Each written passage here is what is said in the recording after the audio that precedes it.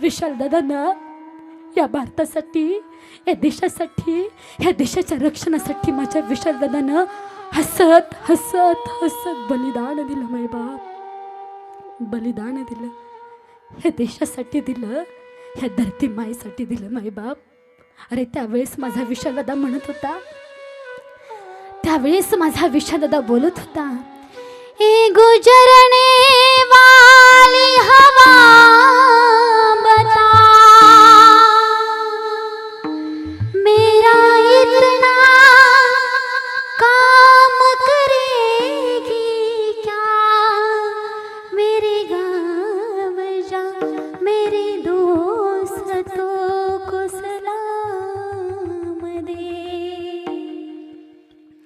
मेरे गाँव में है जो गली जहाँ रहती है मेरी दिलरुबा, उसे मेरे प्यार का जाम दे, उसे मेरे प्यार का जाम दे,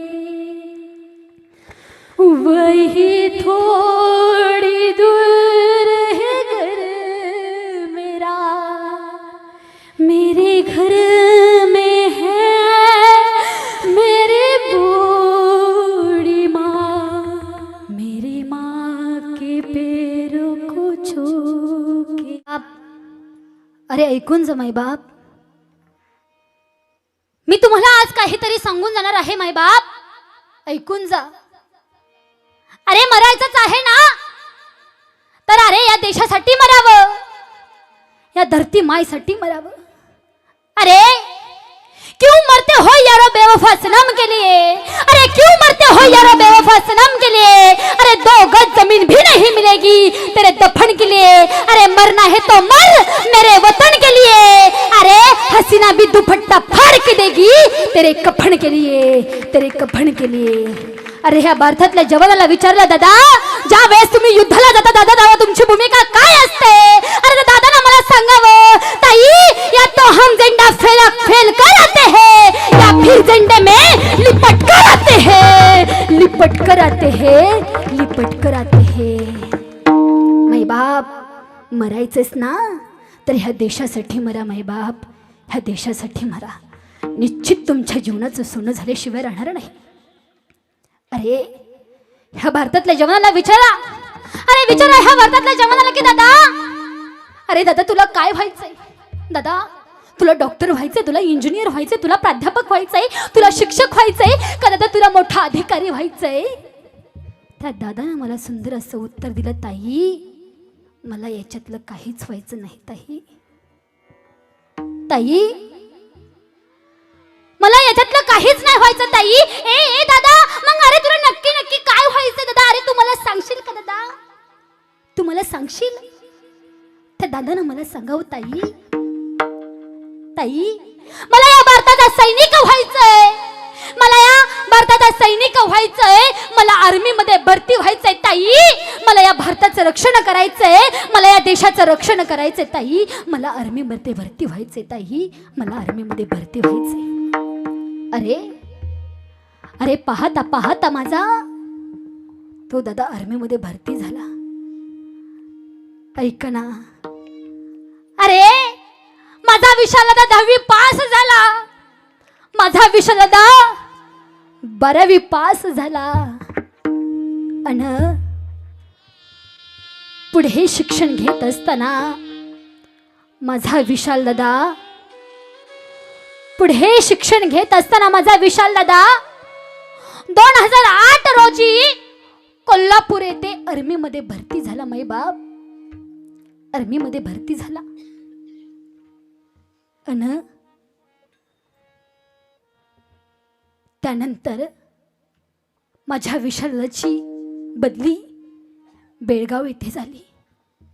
त्या ठिकाणी माझ्या विशालदाने 1 वर्ष 3 महिने ट्रेनिंग घेतलं आणि तिथून माझ्या विशालदाची बदली मध्य प्रदेशामध्ये झाली आणि त्या ठिकाणी आपल्या कर्तृत्वाचा ठसा उमटवला आपल्या या मनगटाच्या बळावरती कर्तृत्वाचा ठसा उमटवला आणि माझा विशाल दादा तिथून मध्य प्रदेशामध्ये बदली झाला. आणि मायबाप मध्य प्रदेशामध्ये बदली झाल्यानंतर त्या ठिकाणी माझ्या विशाल दादाची नोकरी स्थिर झाली. नोकरी स्थिर झाली आणि लग्नाचा विचार डोक्यामध्ये आला. आणि माझ्या विशाल दादाच्या वडिलांनी स्थळ पाहण्याकरता सुरुवात केली. स्थळ पाहत असताना स्थळ पाहता पाहता पाहता रावडी बुद्रुक या गावामध्ये भानुदास बोबडेंची कन्या तृप्तीताई बोबडे या ताईशी माझ्या विशालदाचा विवाह झाला.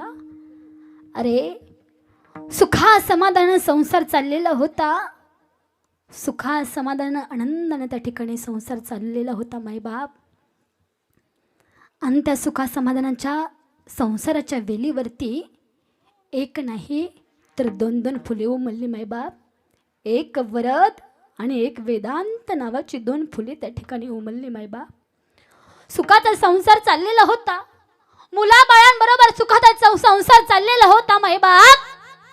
आणि माझ्या विशाल दादाची बदली काश्मीर येथे झाली. काश्मीर येथे बदली झाली आणि त्या ठिकाणं अदंगवादी पदकावरती माझ्या विशाल दादानं नाव कमवलं. त्या ठिकाणी चांगलं काम केलं. आणि त्या ठिकाणी मायबाप काश्मीरमध्ये अचानक माझ्या विशाल दादाची तब्येत बिघडली. अरे तब्येत बिघडली म्हणून दिल्लीमध्ये उपचार करण्यासाठी घेऊन गेले. परंतु मायबाप दिल्लीमध्ये उपचार झाला नाही. हो दिल्लीमध्ये उपचार झाला नाही म्हणून माझ्या विशाल दादाला पुण्यामध्ये आणलं. पुण्यामध्ये उपचार चालू होते. चांगल्या प्रकारे उपचार चालू होते. माझा विशाल दादा बराही झाला होता. हो माझा विशाल दादा बराही झाला होता. परंतु मायबाप काय त्या काळ्यानं झडप घातली आणि माझा विशाल दादा शेवटचा श्वास घेणारे. अरे माझा विशाल दादा शेवटचा श्वास घेणारे. परंतु माझ्या विशाल दादाला आठवत होतं. अरे आठवत होतं माझ्या विशाल दादाला. त्या माझ्या विशाल दादाला त्याच्या आईला दिलेलं वचन आठवत होतं मायबाप. त्या आईला दिलेलं वचन आठवत होतं की आई काळजी करू नको ग. तुझा दादा लवकर बरा होऊन घरी येणारे आई. लवकर दिवाळीच्या सणाला घरी येणारे ग आई. काळजी करू नको आई काळजी करू नको. अरे आठवत होतं माझ्या विशाल दादाला आपल्या वडिलांना दिलेलं वचन की बाबा तुम्ही ही काळजी करू नका बाबा. मी लवकरच घरी येणार आहे बाबा. मी लवकरच घरी येणार. अरे आठवत होतं माझ्या विशाल दादाला. अरे आठवत होतं माझ्या विशाल दादाला माझ्या तृप्तीताईला दिलेलं वचन. अरे जिच्या बरोबर 7 फेरे घेतले. जिच्या बरोबर 7 जन्माचं वचन जिच्या हातामध्ये हात घेऊन दिलं ना त्या तृप्तीताईला ते आठवत होतं माझ्या विशाल दादाला. अरे आठवत होतं माझ्या विशाल दादाला. अरे माझ्या विशाल दादाला सांगितलं होतं माझ्या तृप्तीताईला बाई ग जसे तुझे आई वडील आहेत ना तसे माझे आई वडील म्हणून त्यांची काळजी घे. अगं जसं तू तुझ्या आई वडिलांना सांभाळतेस ना तसं माझे आई वडील तुझे आई वडील म्हणून माझ्या आई वडिलांना सांभाळ ग. माझ्या आई वडिलांना सांभाळ. त्यांना कसलीही कमी जाणून देऊ नकोस. जसा तू तुझ्या आई वडिलांना जीव लावतेस ना बाई ग तसाच तू माझ्या आई वडिलांना जीव लावगत आहे. तू माझ्या आई वडिलांना जीव. अरे आठवत होता माझ्या विशाल दादाला. अरे त्यांच्या संसाराच्या वेलीवरती सुंदर अशी 2 फुलं उमललेली होती. हो चिमुकली चिमुकली 2 गोंडस फुलं उमललेली होती. एक वरद आणि एक वेदांत नावाची माय बाप. एक वेदांत नावाची. अरे आठवत होतं माझ्या विशाल दादाला त्या मुलांचं पुढचं भविष्य. अरे माझ्या विशाल दादाची इच्छा होती माझ्या वेदांत सुद्धा आर्मी मध्ये भरती व्हावं. माझ्या वेदांतनी सुद्धा ह्या देशाची सेवा करावी. माझ्या वेदांतनी सुद्धा ह्या देशाची सेवा करावी. अरे सगळं काही आठवत होतं. अरे दिवाळीचा सण होता. आणि त्या दिवाळीच्या सणाला मात्र माझी बहीण घरी येणार होती. हे आठवत होतं माझ्या विशाल दादाला, हे आठवत होतं माझ्या विशाल दादाला. परंतु मायबाप, आज ती बहीण या माहेरामध्ये आली आहे. अरे ज्या वेळेस ती बहीण या माहेरामध्ये येईल ना, अरे त्या दिवाळीच्या सणाला, त्या रक्षाबंधनाच्या सणाला ज्या वेळेस ती बहीण येईल ना, ज्या वेळेस त्या भाऊबीजेला बहीण येईल ना, परंतु त्या बहिणीचा विशाल दादा या ठिकाणी राहिला नाही. हो मायबाप, या ठिकाणी विशाल दादा राहिला नाही. आणि खऱ्या अर्थानं मायबाप, अरे आठवत होतं माझ्या विशाल दादाला की ज्याच्या बरोबर एका ताटामध्ये घास खाल्ला असा माझा भाऊ. आठवत होता माझ्या विशाल दादाला. अरे सर्व काही आठवत होतं माझ्या विशाल दादाला मायबाप, सर्व काही आठवत होतं. हो, परंतु माझ्या विशाल दादानं या भारतासाठी, या देशासाठी, या देशाच्या रक्षणासाठी माझ्या विशाल दादानं हसत हसत हसत बलिदान दिलं मायबाप. बलिदान दिलं, ह्या देशासाठी दिलं, ह्या धरती माईसाठी दिलं मायबाप. अरे त्यावेळेस माझा विशाल दादा म्हणत होता, त्यावेळेस माझा विशाल दादा बोलत होता, ए गुजरने वाली हवा बता मेरा इतना काम करेगी क्या, मेरे गाँव जा मेरे दोस्तों को सलाम दे. मेरे गाँव में है जो गली जहाँ रहती है मेरी दिलरुबा, उसे मेरे प्यार का जाम दे, उसे मेरे प्यार का जाम दे. वही थोड़ी दूर है घर मेरा, मेरे घर में है मेरी बूढ़ी माँ, मेरी माँ के पैरों को छू के तो उसे उसके बेटे का नाम दे. ए गुजरने वाली हवा जरा मेरे दोस्तों मेरे दिलरुबा, मेरी माँ को मेरा प्याम दे, उसी जाके मेरा प्याम दे.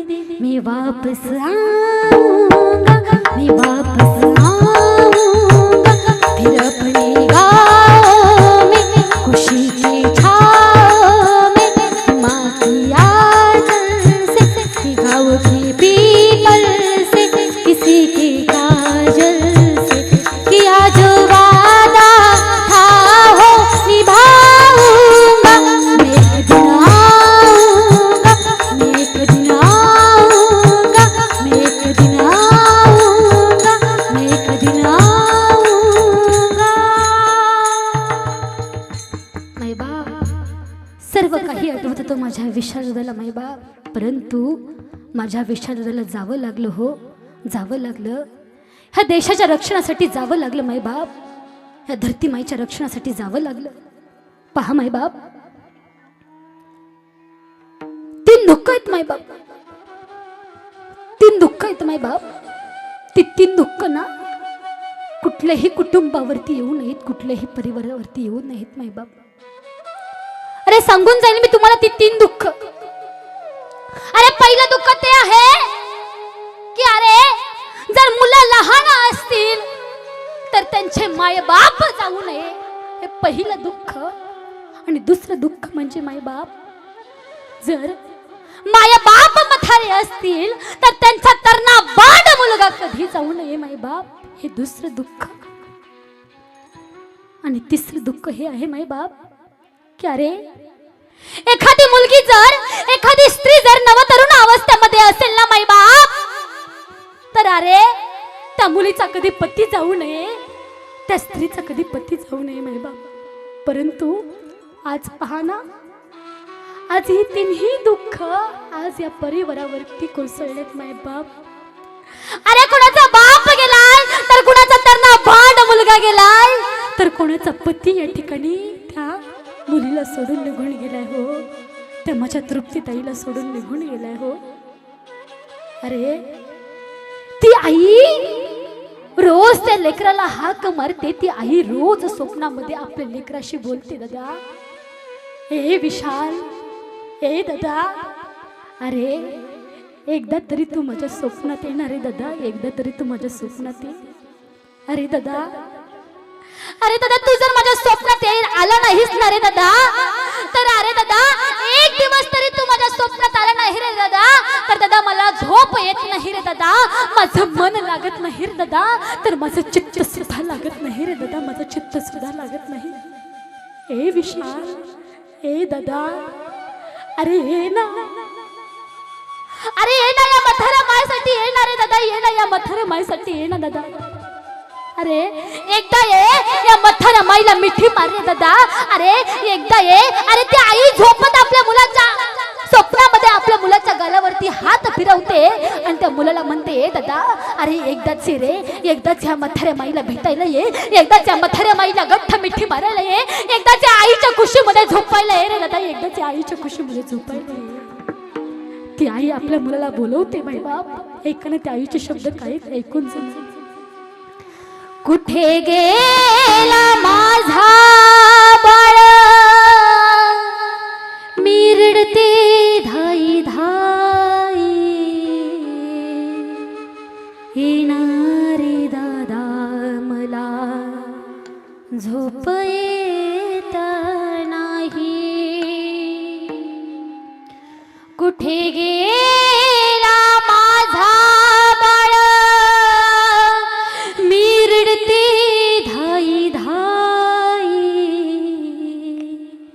येणारे दादा मला झोप येत नाही. अरे ती आई आपल्या मुलाला हाक मारते. अरे दादा तू एकदा तरी येणार रे दादा, अरे तुझ्याशिवाय मला झोप येत नाही रे दादा, तुझ्याशिवाय मला झोप येत नाही. अरे दादा तू निघून गेलास रे दादा, परंतु अरे तुझा बाप, अरे तुझा बाप किती मनाचा भोळा आहे रे दादा, तुझ्या बापाकडे तरी पाहायचं होतं ना रे. अरे तुझा तो बाप किती मनाचा भोळा आहे रे दादा. अरे त्या बापाच्या डोळ्याचं साधन होतास रे दादा, तू त्या बापाच्या डोळ्याचं साधन होतास, परंतु त्या देवानं, त्या परमेश्वरानं ते साधन सुद्धा हिरावून घेऊन गेला. तो देव ते साधन सुद्धा हिरावून घेऊन गेला. बाप तुझा मी मनाचा रे भोळा, हिरवून नेला देवा माझा एक डोळा. बाप तुझा मी मनाचा रे भोळा, हिरवून नेला देवा माझा एक डोळा. कुठे कुठे शोधू तुला, मी रडतो धाई धाई, येणारे दादा मला झोप येत नाही. अरे दादा, अरे दादा तुझ्यासाठी काही नाही केलं रे दादा, आम्ही काही नाही केलं रे. अरे तुला लहानाचं मोठं केलं, अरे तुला लहानाचं मोठं केलं, तळ हाताच्या फोडाप्रमाणे तुला वागवलं रे दादा. अरे अंग खांद्यावरती दादा तुला खेळवलं रे दादा. तळ हाताचा पाळणा मी केला, नेत्र डोळ्याचा दिवा लाविला. तळ हाताचा पाळणा मी केला, नेत्र डोळ्याचा दिवा लाविला. हो वासऱ्याला पाहुण जशी उभी राहे गाई, येणारी दादा मला झोप येत नाही.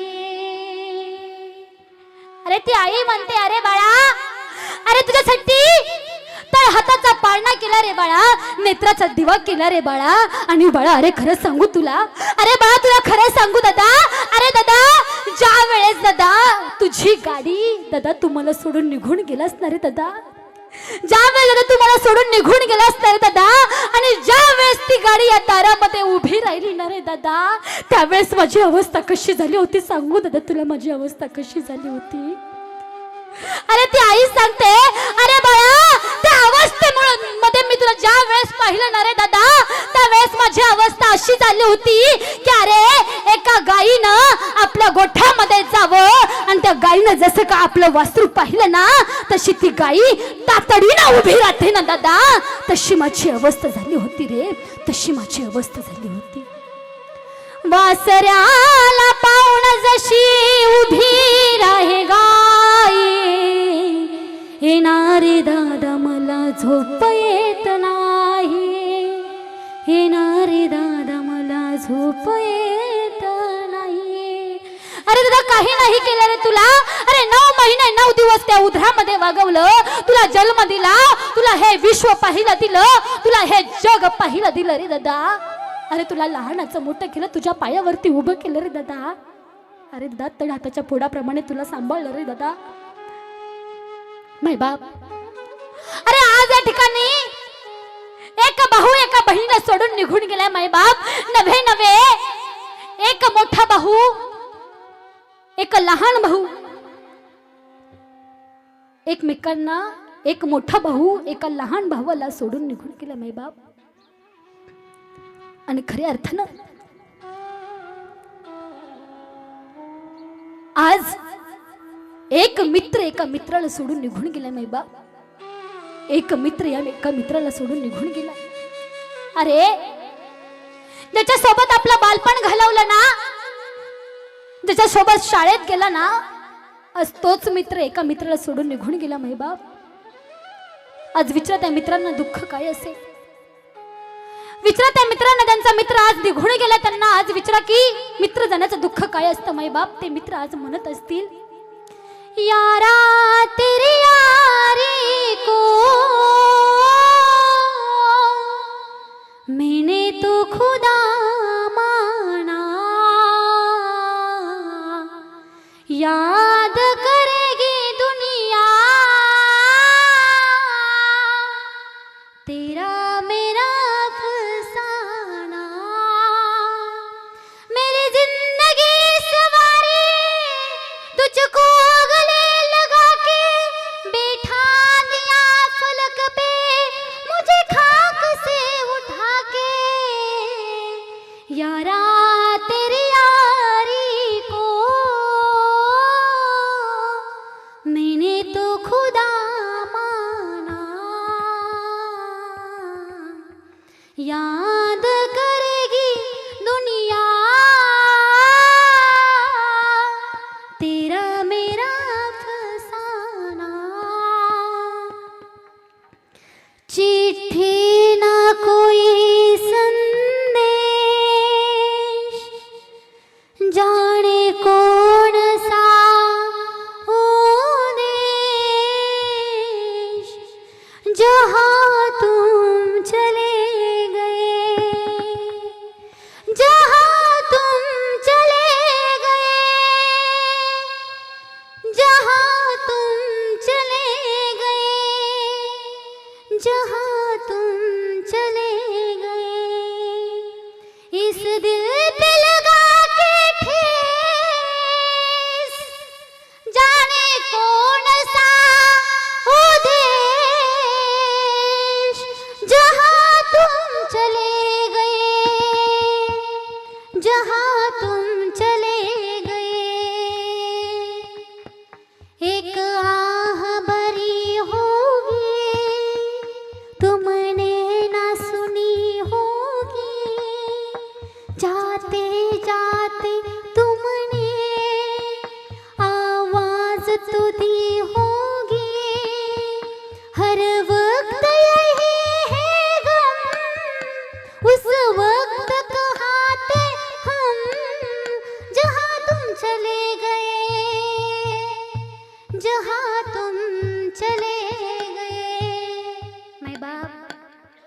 आज हा विशालदा या परिवारातून, या कुटुंबातून आपल्या भारतासाठी, आपल्या देशाचं रक्षण करण्याकरता शहीद झाला.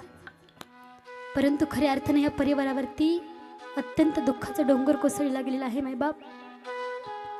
अरे आज या ठिकाणी माझ्या तृप्तीताईचा वीर पत्नी म्हणून सौभाग्याचा वाण देऊन तिचा आज सन्मान होणार आहे मायबाप. आज तिचा सन्मान होणार. मला तृप्तीताईने सांगितलं, ताई अहो 1 वर्षाच्या पूर्वी त्यांनी मला 6 तोळ्याचा घंटन केला होता हो, परंतु एकदाही घातलं नाही, एकदाही घातलं नाही, लोकर मध्ये ठेवला होता ताई. परंतु आज मला या वीर पत्न्यांना सौभाग्याचा वाण देणार आहे आणि मात्र तो घंटन आज मी माझ्या गळ्यामध्ये धारण करणार आहे. आज तो घंटन माझ्या गळ्यामध्ये धारण करणार आहे. अरे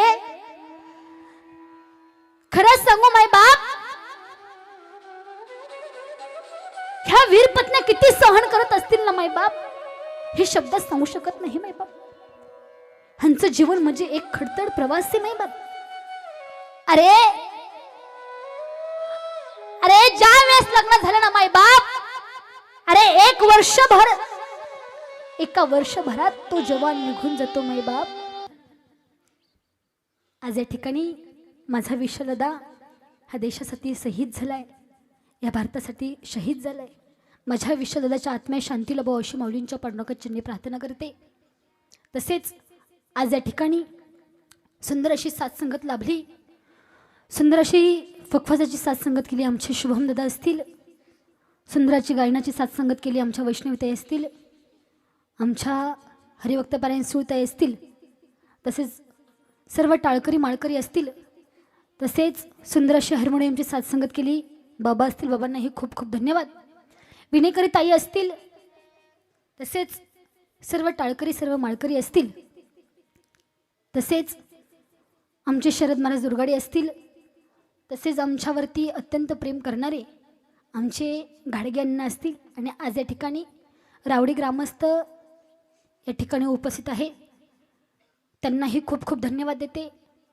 तसेच मायबाप ज्यांनी सुंदर अशी सिस्टीम आज या ठिकाणी लावलेली आहे.